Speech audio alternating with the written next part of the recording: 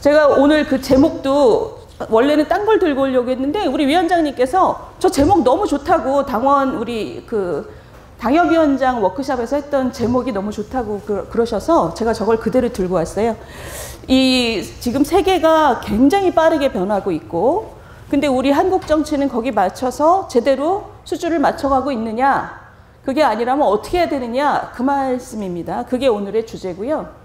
지금 이분들 보시면 어떤 느낌이 드세요? 이 우크라이나 전쟁하고 관련해서 옛 소련 러시아 편을 들고 싶어서 너무나 속이 보이는 전 총리 그리고 뭐 죽창가 틈만 나면 죽창가를 부르고 반일 감정으로 정치하려는 전 장관 그리고 천안함도 북한이 했다라는 말을 하지 않고 자폭했다라고 얘기하는 사람을 혁신위원장으로 앉힌 당대표 그리고 저 위에 뭐 돈봉투라든가 뭐 코인이라든가 저런 분들 이런 분들을 보면 딱 어떤 느낌이 드셔요? 저는 이런 분들을 보면 그냥 시대가 어느 시대인데 이런 느낌이 딱 듭니다. 저기 옛 소련, 일본, 그리고 북한, 중국 뭐 이런 것에 대해서 이렇게 제대로 세상을 보지 못하는 분들이고 그런 분들이 지금 하나의 세력을 우리나라에서 가장 강력한 정치 세력을 갖고 있습니다. 정치 세력이 가장 강하다는 것은 일단 국회 의석수가 압도적이잖아요. 지금 용산 대통령실이 뭘 하려고 해도 할 수가 없는 게 법을 다 만들어야 되는데 국회에서 절대 다수를 이 정치 세력이 갖고 있습니다. 엊그제 뉴스 보셨죠? 요분. 이 사진 어떻게 보셨어요?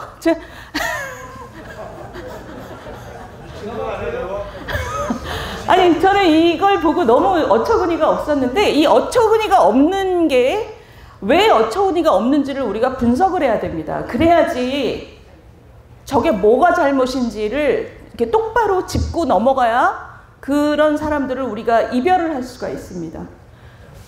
제일 먼저 이분이 우리나라 의전 8위를 했잖아요. 저도 이번에 알았습니다. 야당 대표는 우리나라에서 의전 8위. 그러니까 어마어마하게 높은 사람입니다. 근데 저 투실투실한 분은 중국 입장에서는 국장급이래요. 그러니까 우리나라 의전 8위가 저 사람 사는 집에 찾아가서 이렇게 조아리는 것 자체가 외교적으로 급이 안 맞는 일입니다. 예? 그렇죠.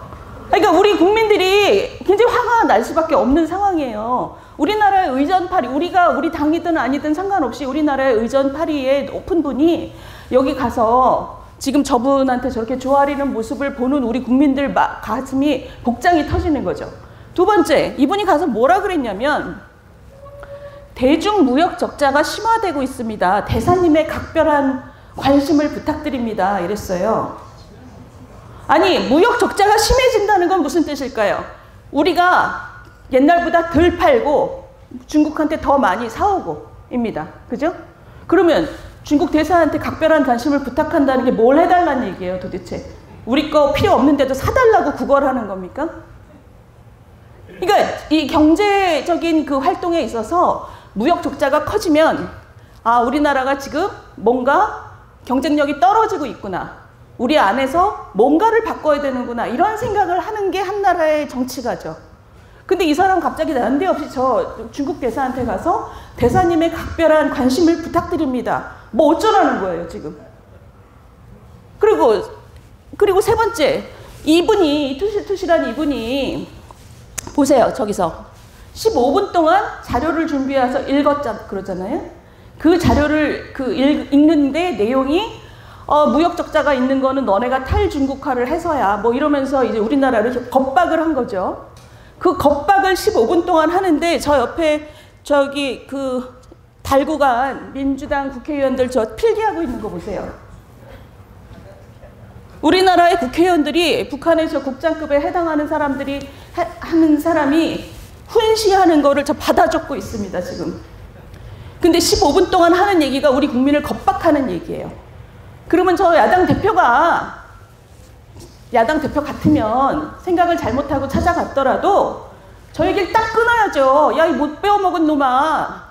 라고 얘기를 해야죠. 물론 이렇게 직접적으로 얘기하면 안 되지만 이런 취지로, 이런 정신으로 무슨 얘기를, 우리나라 입장에서는 야, 네가 북한 뒷배잖아. 북한이 우리한테 지금 미사일 겨누고 있잖아.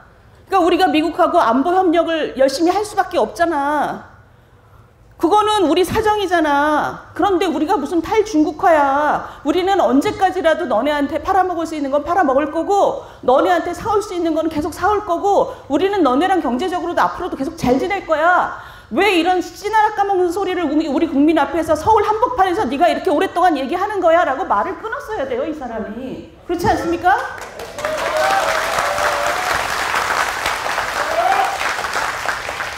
15분을 저걸 듣고 앉아 있었어요. 저렇게 받아 적으면서. 그러니까 저 정치 세력이 도대체 무슨 정치 세력이냐. 지금 시대가 어느 시대인데. 그리고 저 정말 이런 기본도 안 돼 있을 거라고 생각도 안 했지만 아무리 서로 정쟁을 하더라도 서로 싸우더라도 외교 문제에 있어서는 바깥하고는 참고 일어나였지요, 이때까지. 그렇지 않습니까? 다른 선진국도 마찬가지고 우리나라도 그렇고 우리나라 안에서는 외교 문제를 가지고 막 논쟁을 하지만 바깥에 있는 다른 나라하고는 정부 여당이 단일 창구로서 국내의 의견을 조율해서 우리의 국익을 최대화하는 방식으로 외교를 진행하는 게 그게 당연한 얘기입니다. 이분은 지금 저분한테 찾아가서 우리 정부 욕 한번 해보려고 저기 찾아간 거예요. 그죠? 우리 정부 욕 한번 해보려고 가서 저 훈시를 저 중국의 국장급 공무원이 우리 국민 전체한테 하는 훈시를 15분 동안 생중계를 했어요, 유튜브를. 저분은 정말 자기 개인적으로 조금이라도 이득이 된다 그러면 정말 나라를 갖다 바칠 사람입니다. 그게 너무 분명하지 않습니까? 그래서 제가 이 뉴스를 보고 야, 진짜 우리 정치가 어떻게 이렇게까지 왔냐. 예전에는 이렇게 정쟁이 심해도 이렇게 외교 문제 가지고 이러진 않았는데 정말 노골적으로 나라를 다른 나라에 갖다 바칠 사람이구나. 그런데 문제는 뭐냐면, 더 큰 문제는 뭐냐면 저 사람들이 저런 짓을 하는데 국민들 눈에는 지지율이 국민의힘하고 민주당하고 엎치락뒤치락입니다. 즉 여론조사에 따르면 국민의힘이 뒤지는 것도 많아요. 저것이 의미하는 바는 의미심장합니다. 저게 뭘까요? 일반 국민들 눈에는 국민의힘 너네도 똑같아. 우리 볼 때는 우리는 너네한테도 기대하는 게 없어, 이겁니다. 조금 전에 정말 나라를 통째로 어디라 갖다 바칠 만한 그런 정치 세력하고 국민의힘하고 국민들 눈에는 별로 다를 게 없다는 겁니다. 그러니까 굉장히 마음이 무너지는 얘기입니다. 어떻게 저런 정치 세력하고 국민의힘하고 지지율이 똑같을까? 그러면 우리가 남을 원망할 게 아니라 뭐가 문제인지를 봐야 됩니다. 국민의힘에 대해서 일반 국민이 우리나라의 보수 정치 세력에 대해서 기대하는 바가 없다. 언제부터? 예전엔 분명히 있었습니다. 예전에 우리나라 보수 정치 세력에 대해서 국민들이 가지고 있었던 그 기대와 신뢰라는 게 있었습니다. 그게 뭐냐면 민주주의라든가 인권이라든가 이런 거는 조금 소홀히 할 수 있겠지만 기본적으로 저 사람들은 세계 속에서 세계를 읽고 세계 속에서 국민들을 더 잘 살게 하기 위해서 애를 쓰는 사람들이고, 그리고 저 사람들은 그런 능력을 다른 정치 세력보다는 훨씬 갖고 있기 때문에 저 사람들을 믿고 따르면 그래도 우리 경제에 있어서는, 우리가 먹고 사는 문제에 있어서는, 그리고 세계적인 흐름을 우리가 탈 수 있느냐의 문제에 있어서는 그래도 믿을 만하다라는 인식이 강했습니다. 근데 지금 지금 시대가 어느 시대인데 러시아, 중국, 북한 그쪽에 마음을 저렇게 두고 있는 저 사람들하고 거의 같은 지지율을 받고 있다는 것은 돌아봐야 됩니다. 이거 보셔요. 지금 전 세계 세계화가 베를린 장벽이 무너진 다음에 거침없는 세계화가 30년 지금 진행됐지 않습니까? 그 30년 동안에 가장 최대의 수혜를 받은 나라가 사실 전 세계에서 우리나라입니다. 준비가 돼 있었으니까 받았죠. 근데 운도 따랐던 게 뭐냐면 중국입니다. 중국이 발전하는 과정에서 뭐 중국의 어깨 위에 올라가서 바로 옆에 있는 중국하고의 지난 30년 동안 거의 30년 동안 무역 흑자가 수백억 달러를 매년 기록했어요. 저게 중국이 우리 돈주머니였다는 얘기입니다. 수백억 달러의 무역 흑자를 매년 가져오는 그 금송아지를 우리가 옆에 놓고, 물론 이럴 수 있었던 것은 우리가 팔아먹을 게 있었기 때문이죠. 그죠? 그러니까 우리한테는 굉장히, 우리가 그동안 그 앞에 있었던 선배들 덕분에 정말 감사합니다. 덕분에 잘 자랐습니다. 이거입니다. 지금 보시면 이게 이제 급작스럽게 변하고 있습니다. 지금까지 몰라서 그렇지 지난 10년 동안 우리가 통계를 보면 반도체를 뺀 나머지 제품은 중국에 대한 수출이 계속 줄어들고 있었다라는 거죠. 그리고 우리 그 경제를 떠받치는 주요 산업이라는 것이 지금 중국하고의 무역에 있어서 경쟁력이 우수수수수 떨어지고 있다. 이게 너무나 명확해졌어요. 자, 그럼 여기서 우리가 뭐를 여기서 느껴야 되느냐?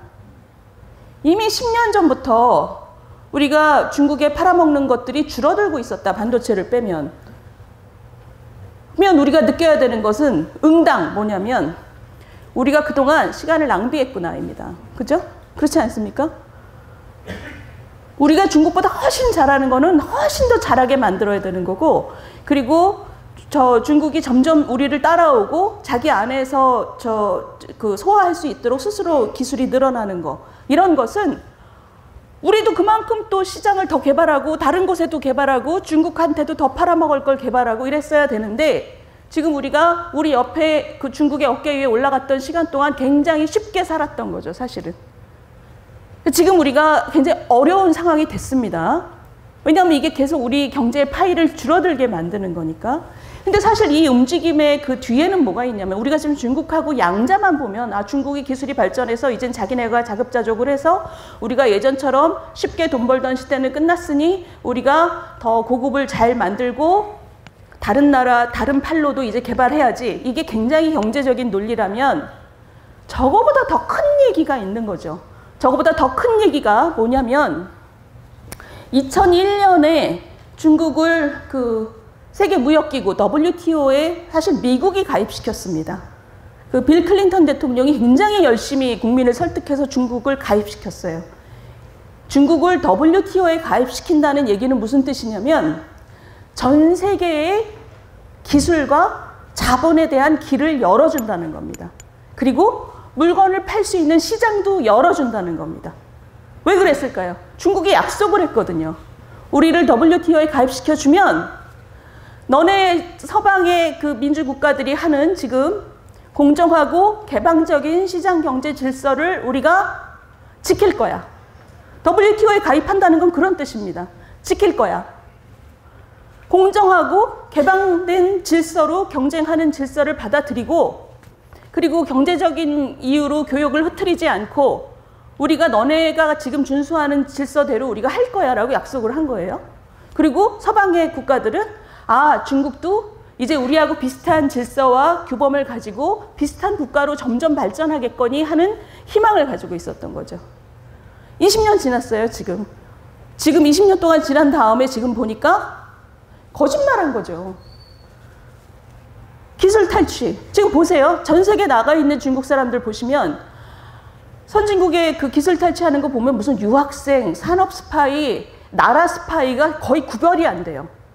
그리고 오만 덤핑으로 민간 기업들을 고사시키고 나라의 보조금 이런 걸 뭐 분별 없이 뿌리고, 아, 저 사람들 지금 같은 시장에서 같이 경쟁하다가는 다른 나라 기업들이 다 죽겠네. 그리고 우리 사드 사태 때 우리 롯데나 쫓아낸 거 보세요. 정치적인 이유하고 교역하고 섞으면 보복적인 교역을 하면 WTO 위반입니다. 이 나라는 지금 그런 개념이 없어요. 그렇죠? 지킬 마음이 없어요. 그리고 심지어는 뭐 작년 가을에 시진핑 주석 대통령이죠. 작년 가을에 아예 공개적으로 공산당 때 얘기했죠. 평화적이지 않은 수단이라도 대만을 먹고야 말겠다. 그 얘기는 뭐냐면 침략전쟁을 하겠다는 얘기잖아요. 그러니까 이제는 지난 20년 동안 조용히 좀 지내다가 이제는 본색이 드러나는 걸 보니 WTO에 가입시켜서 저 나라를 저렇게 빨리 강대하게 만들어준 게 문제였구나. 이제 좀 속아내야겠는데 라고 생각을 해보니까 애지간한 제품들은 공급망이 다 중국 중심으로 이미 짜져 있어요. 왜냐하면 거기가 인건비가 싸고 노동력이 풍부하니까 많은 나라가 거기 가서 그 제품을 만들고 있어요. 미국을 비롯해서 위협을 느끼는 나라 입장에서는 이제 좀 갈라야 되겠네. 그렇죠. 갈라야지. 지금 그게 우리 사회에, 우리 사회를 둘러싸고 있는 세계적인 질서의 큰 변화입니다. 미중 패권 경쟁이라고 얘기하는 거는 뭐냐면 지난 30년 우리가 중국 옆에서 굉장히 쉽게 돈 벌던 시대가 기술적으로도 이미 끝났지만 정치 경제적으로도 가장 우리가 돈 벌기 편한 나라에 가서 공장을 짓고 그거를 거기서 좋은 제품을 만들어서 전 세계에 자유롭게 팔아먹었던 우리나라가 세계화의 제일 수혜자라고 했잖아요. 그 수혜자라는 것이 이제는 더 이상 그렇게 하기는 어렵다. 미중 패권 경쟁이라는 게 이제 전 세계가 진영화되고 있고 이제는 우리가 중국 가서 뭘 하려고 하면 미국이 눈을 부라리고 저렇게 시장 경제를 안 지키는 놈들한테 너네가 도와줄 거야? 이렇게 눈을 부라리고 있죠. 거기다 우리는 북한 미사일 때문에 미국하고 안보적인 협력을 계속해야 되고 우리를 결국에 지켜줄 나라라면 다른 경제적인 문제하고 이거하고 연결이 안 될 수가 없어요. 왜냐하면 반도체 기술 같은 건 다 경제 안보잖아요. 이제는. 예전에 비해서 세상이 굉장히 복잡해지고 있고 빨리 변하고 있다. 제가 지금 말씀드린 건 뭐냐면 2차 대전 끝나고 30년 동안 우리가 2차 대전 끝나고 세계가 막 교역이 활발해질 때 그때는 자유민주주의 국가 사이에서 교역이 활발했지만 저쪽은 공산주의는 공산주의끼리 하고 그 안에서 교역이 막 활발해지기 시작하면서 개발도상국들한테도 자리를 조금 내줄 때 그때가 우리가 치고 들어가서 우리나라가 일어나기 시작했던 때입니다. 우리 산업화가 그때 시작을 한 거예요. 세계 시장에 틈이 요만큼 보일 때 그 틈을 뚫고 들어가서 우리가 먹고 살만한 나라가 됐죠. 그리고 90년대 초반에 저렇게 정보산업 기반으로 전 세계 산업 구조와 기술 기반이 아주 대폭적으로 변할 때 그리고 세계화가 동구권이 한꺼번에 세계 경제 안으로 들어오면서 완전히 전 세계가 하나의 시장으로 넓어질 때 우리가 그때를 잘 타고 선진국 대열에 들어갔습니다. 두 번의 그 세계적인 흐름 속에서 우리가 앞을 잘 보고 들어갔습니다. 지금이 세 번째 변화입니다. 30년 전의 변화만큼은 커다란 변화가 지금 일어나고 있습니다. 30년 전에 전 세계가 하나로 묶였던 변화라면 지금 그것이 다시 예전보다 훨씬 복잡한 방식으로 갈라지고 있어요. 그리고 그 양쪽에 갈라진 그 양쪽의 폐주들이 다 우리한테 너는 도대체 누구랑 가까워? 라고 우리의 입장을 묻고 있어요. 그러면 여기서 필요한 건 뭐냐? 어마어마하게 똑똑한 리더십이 필요합니다. 정치 리더십이. 세계 속에서 우리의 가치는 뭐고 남들의 가치는 뭐고 우리가 이 안에서 우리 국민을 어떻게 끌고 갈 거고 국민들의 마음속에 희망을 주고 그리고 또 하나 고르자면 이렇게 크게 변할 때는 제가 아까 말씀드렸죠. 이렇게 크게 세상이 변할 때는 거기 올라타면 점프하는 거고 남들 다 올라타는데 나 혼자 가만히 있으면 그건 쇠락이다. 굉장히 지금 중요한 순간이다. 그냥 가던 길 계속 가는 거는 보통 때 평탄할 때 얘기고 지금처럼 이렇게 전 세계가 크게 변할 때는 진짜 정신 차려야 된다. 근데 우리는 거기에 대해서 뭐가 있어요? 지난 60년 동안 저 열심히 살아왔는데 하던 대로 살아왔어요. 하던 대로. 그 얘기는 뭐냐면 예전에 우리가 개발도상국일 때 살아왔던 방식 중에서 진짜 많이 바꿔야 되는 것들을 못 바꾼 게 지금 한 20년 됐습니다. 지난 정부 때 여러분들 무슨 구조개혁한다는 말씀 들어보셨어요? 지금 우리나라 저출산 고령화라고 전 세계에서 가장 그 저출산 고령화가 빠른데 지금 윤석열 정부 들어와서 구조개혁이라는 얘기를 전면에 세웠잖아요. 그게 뭐냐? 세계가 이렇게 빨리 변할 때 우리도 굉장히 기민하게 대처해야 되는데 우리 경제는 지금 굉장히 노조를 위한 노동시장 그리고 아이들은 예전에 우리 주입식 교육 받던 때 그대로의 교육 그리고 이 연금제도는 지금 재정 파탄이 너무나 앞에 보이고 이런 상황에서는 사람들을 유능하게 만들 수도 없고 사람들을 자유롭게 뛰게 할 수도 없고 그리고 나중에 내가 나이 들었을 때를 생각해보면 더 위축이 되죠. 그러니까 더 뛰지를 못하죠. 이거는 사회가 활력 있게 되려면 이 전체를 지금 바꿔야 되는구나. 그러니까 전 세계가 지금 크게 변할 때 우리가 뛰려면 우리 안에 굳은 살을, 비계살을 떼내야 되는 거죠. 그게 윤석열 정부가 들어서면서 구조개혁하겠다라고 지금 얘기하고 또 얘기하는 게 그것 때문입니다. 우리가 지금 굉장히 중요한 순간을 살아가야 되는데 전 세계를 향해서 국민들한테 희망을 주려면 거짓 희망을 줄 수는 없잖아요. 국민들에게 솔직하게 우리 지금 뭐가 문제다. 요거 떼내야 됩니다. 비계살 떼내고 다시 한번 뛰어봅시다. 그 얘기를 지금 하는 겁니다. 솔직하게 말씀드리면 우리나라 지금 별로 경쟁력 없습니다. 지난 60년 동안 잘해왔고 저 중국 옆에서 한 30년 동안 잘 먹고 살아왔는데 그 시대가 이제 끝났어요. 그게 끝났다는 얘기는 뭐냐? 우리 사회의 굳은 살과 비계를 무지하게 많이 이게 잘라내지 않으면 지금 변하고 있는 새로운 세상에서 우리는 젊은이들한테 희망을 줄 수 없는 사회입니다. 냉정하게 말해서 라는 얘기를 구조개혁이라는 말로 지금 표현하고 있는 겁니다. 전면적으로 우리가 살아가는 방식을 지금 민첩하고 유연하게 바꾸지 않으면 우리 다음 세대는 이 다음 시대에는 더 이상 우리처럼 희망을 갖고 살 수 없는 그런 상황입니다. 라는 얘기죠. 근데 그러려면 뭐가 필요하냐고 하면 제일 중요한 게 뭐겠어요? 비계살하고 굳은 살을 떼내려면 아프잖아요. 그 아픈 거를 국민들한테 설득하려면 그 리더들이 국민들한테 믿음을 받아야 되잖아요. 국민들 입장에서 굳은 살 비계살이라고 막 아프게 떼내는데 저 사람들이 저렇게 바본지도 모르겠고 진짜 똑똑한지도 모르겠고 그 다음에 마음이 맑은지도 모르겠고 저게 저러면서 지 입속 차리는 거 아니야? 돌아앉아서 지 주식 투자하는 거 아니야? 이런 생각을 하면 절대로 개혁이 되질 않습니다. 여기로 다시 돌아왔습니다. 우리가 지금 이렇게 중요한 시간을 살아가는데 이런 분들이 지금 이런 중요한 순간에 우리나라를 이끌고 국민들한테 희망을 주고 신뢰를 받는 개혁을 할 수 있을까요? 저는 절대 불가능하다고 생각합니다. 일단 세계를 못 보잖아요. 어디 가서 지금 뭘 각별히 부탁드린다는 거예요? 누구한테 뭘 부탁한다는 거예요? 지금 우리가 지금 경쟁력이 없어지고 우리가 스스로를 지금 깎아내야 되는데. 그리고 이런 분들이 일단 사심이 너무 많잖아요. 그죠?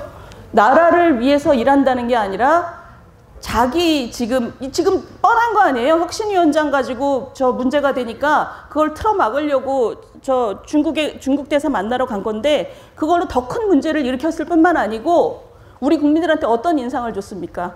나라 팔아먹을 사람이구만 이런 느낌을 줬잖아요. 저런 사람을 국민들이 어떻게 믿겠어요? 근데 생각해 보시면 저분 하나만 드러내면 민주당에서는 저분 좀 내려와라라는 얘기도 하시는 분들이 있지만 저분만 없어지면 저 당이 다 멀쩡한 당이 되나요? 그렇죠. 여러분들 민주당이 이때까지 우리 국민들한테 어떤 스토리를 마케팅을 했냐면 중산층과 서민의 나라라고 마케팅을 했습니다. 그렇죠? 중산층과 서민의 나라라는 거는 부자들 빼놓고는 다 민주당이 돌보겠다라는 뜻입니다. 너무 좋잖아요. 너무 좋은데 근데 지난번 문재인 정권 때 보셨죠? 중산층과 서민도 나라 경제가 잘 돼야지 중산층과 서민이 있는 거지. 지난 정부 때 소득주도 성장한다고 나라 경제 자체를 말아먹었는데 나라 전체를 말아먹는 그런 관념을 가진 사람들은 중산층도 돌보지 못하고 서민도 돌보지 못합니다. 그게 지난 5년 동안 너무나 확연했잖아요. 그리고 두 번째, 도대체 자기네들이 예전에 민주화 투쟁했다 그러는데 여러분들 그 기억나시죠? 저 문재인 대통령 친구 울산시장 당선시킨다고 나서가지고 우리나라에서 가장 수뇌부에 있는 청와대 고급 공무원들이 지금 10대 명이 기소당했습니다. 그렇죠? 선거제도를 건드는 거는 민주주의 제도를 완전히 그냥 기반부터 파괴시키는 겁니다. 저분들은 민주화 운동을 했다라는 그 완장 자체도 스스로 불살라 먹은 거예요. 그리고 도덕성은 이번에 김남국 의원 뭐 코인 때문에 뭐 지탄을 받으니까 민주당 안에서 그런 얘기 나오죠. 도덕성이 밥 먹여주냐 그러죠. 그게 자기들이 이제 도덕성도 이제는 파탄 났다는 얘기입니다. 지금 경제도 능력이 없어. 민주주의라는 것에 대한 그 지키고자 하는 의지도 없어. 그리고 정치인으로서의 도덕성도 없어. 저런 세력을 지금 이렇게 중차대한 시기에 우리나라가 리더로 다시 세울 수는 없습니다. 저는 그렇게 믿어요. 문제는 뭐냐? 진짜 문제는 거기서부터 시작이 되는 거죠. 뭐 그냥 서로 왔다 갔다 하면서 하면 되지가 아니라 저분들이 이렇게 중차대한 시간에 우리나라를 이끌 수는 없어라고 믿을수록 그러면 국민들이 왜 국민의힘을 저분들보다 더 믿지 않느냐는 더 심각한 문제가 되는 겁니다. 지금 구조개혁한다고 다들 국민들한테 벌려놨잖아요. 다 입법사항이고 국회에서 통과가 돼야 돼요. 거기까지가 지금 정권의 책임입니다. 이번 정권 동안 그것을 이루지 못하면 그러면 우리 국민의힘 정권은 보수 정치 세력으로서 구조개혁을 하고 나라를 다시 뛰게 할 책임을 가지고 기회를 잡았는데도 그것을 날려먹은 세력이 되는 겁니다. 우리 당이 잘 되기 위해서 얘기가 하는 게 아니에요. 이렇게 어마어마한 큰 변화 속에서 시간은 아까 이건희 회장 입술이 마르고 식은땀이 나고 밤에 잠을 못 잔다는 얘기가 사실 우리 중에 누가 그 정도로 절박하게 지금 생각을 하고 있냐는 거죠. 그 책임을 지지 못하면 우리는 역사적으로 굉장한 죄를 짓는 겁니다. 그 생각을 우리 보수 정치 세력이 앞선 우리 세대가 해왔던 것을 지금 날로 먹고 있는데 날로 먹으면서 그 책임을 생각을 해야 되는 겁니다. 그러면 제가 지금 당원 여러분께 말씀을 드릴게요. 그럼 당원 여러분, 그래도 지금 오늘 오신 이유 중에 하나가 그거잖아요. 국민의힘 도대체 뭐 하는 거야? 너무 답답해 라고 생각하시는데 그럼 어떻게 해야 되겠습니까? 저당에게 우리나라를 리더십을 맡기기 굉장히 어렵다라는 것은 우리가 지금 굉장히 느끼고 있어요. 공감하고 있어요. 근데 우리 당을 봐도 일반 국민들이 우리 당을 저렇게 신뢰하지 않는 게 나름의 이유가 있다라고 생각하고 계시죠? 그 나름의 이유가 뭔지 다 마음속에 계시죠? 그 나름의 이유가 뭔지 마음속에 갖고 계신 것을 표현하셔야 됩니다. 우리 당은 원래 탄핵 이후에도 보세요. 당을 지키고 당을 다시 세운 것도 다 당원입니다. 여러분들께서 주변에도 많이 얘기해 주셔야 되지만 우리나라의 보수 정치 세력이 예전에도 우리나라의 세계와 미래를 연결시키고 국민들에게 희망을 줬던 정치 세력이야. 그리고 지금도 열심히 하려고 하고 있어. 문재인 정권이 구조개혁 얘기하는 거 봤니? 어려운 길인데도 간다고 하잖아. 그게 우리나라의 보수 정치 세력이야 라고 본인들도 믿으셔야 되고 주변에도 얘기 많이 해주셔야 되지만 더 중요하게는 당에다가도 얘기하셔야 돼요. 우리 당 원래 당원들이 지켜왔습니다. 당에다가도 국민들한테 제발 설명 좀 잘해라. 국민들하고 소통 좀 해라. 국민들한테 제발 우리가 옆에서 지역사회에서 보니까 국민들하고 소통하기 너무 힘들다. 중앙당이 얘기를 잘 못해주면 우리가 힘들다. 우리가 힘들어. 라는 얘기를 굉장히 활발하게 해주셔야지 우리 전체가 중앙당 그리고 우리 지역 당협 당원 여러분들이 다 같은 마음으로 얘기를 해야 되는 거죠. 자, 이거 신발끈 묶는 사진을 제가 갖고 왔어요. 이제 여름이죠? 지금 여름 이미 시작됐습니다. 여름 지나고 나면 추석입니다. 추석 때부터는 이제는 정말 내년 총선입니다. 내년 총선에서 우리가 이기지 못하면 그러면 구조개혁은 물 건너가는 거죠. 왜냐하면 모든 게 다 입법사항이니까. 그러면은 이 정권은 망하는 겁니다. 제일 중요한 거는 내년 총선에서 우리가 구조개혁을 제대로 할 수 있고 우리나라가 좀 다시 뛰게 할 수 있는 그런 기반을 마련하는 것이 굉장히 중요합니다. 거기서 망하면 다음 대선은 볼 것도 없습니다. 그렇기 때문에 지금 신발끈을 묶는 게 굉장히 중요하고요. 그리고 구조개혁도 너무너무 중요하지만 기본적으로 우리 당원 여러분, 기본적으로 여러분들이 당에다 대고 해주셔야 되는 말씀 중에 하나는 이겁니다. 민주당하고 똑같은 수준에서 지지고 볶고 좀 하지 말아라. 훨씬 더 나은 정치 세력이 되지 않냐. 예를 들면 우리 젊은이들이 정치에 들어가고 싶어 하지 않잖아요. 들어가고 싶어 하는 친구는 아마 이렇게 얘기하는 친구들이야. 내가 가서 저 정치판을 확 바꿔버릴 거야. 그것도 물론 대견한 얘기지만 계속 그렇게 확 바꿔버려야 되는 정치판이면 안 되는 거잖아요. 우리 젊은이들이 우리나라의 정치인들한테 나도 힘을 보태고 싶어. 같이. 저런 사람들이랑 같이 일하고 싶어. 이런 느낌을 가지고 희망을 갖는 사회가 좋은 사회잖아요. 그런 사회가 정치적인 리더십이 있는 사회죠. 그렇게 되려면 눈높이가 지금 여러분들이 우리 당에다가 얘기하고 우리 스스로가 우리 스스로에 대해서 가지는 눈높이가 뭐냐면 민주당보다 나은 정치 세력이 아닙니다. 그게 아니고 우리 국민 눈높이에 맞는 정치 세력이 돼주세요라고 얘기를 계속 하셔야 돼요. 국민 눈높이에 맞는 정치 세력이라는 건 뭐냐면 유능함도 있고 세계의 흐름을 읽어내는 눈도 있어야 되고 그리고 민주주의 제도에 대한 존중, 그걸 지키고자 하는 의지, 그리고 개인적인 도덕심. 보통 사람보다는 더 도덕성이 높아야 되는 거죠. 왜냐하면 세금으로 월급 받는 사람들이니까. 우리 사회를 이끌고자 하는 사람들이니까. 민주당이 지금 저렇게 도덕성이 밥 먹여주냐 이럴 때 그걸 비웃는데 그치는 게 아니고 우리 스스로 국민들한테 납득이 되는, 국민들이 봤을 때 저 사람들은 민주당보다 나은 정도가 아니라 우리나라의 희망이네, 그래야. 이런 생각을 들게끔. 거기서 그것을 위해서는 우리 당이 지금 갈 길이 굉장히 먼 거죠. 총선 준비는 사실 저는 이 신발끈 묶는 거는 그거라고 생각합니다. 여러분들께서 예전에도 그랬듯이 당을 지켜주시고 또 잔소리해 주시고 질타해 주시고 응원해 주시고 그 일을 무지하게 열심히 해주시기를 제가 부탁을 드리겠습니다. 신발끈 묶어야죠. 감사합니다.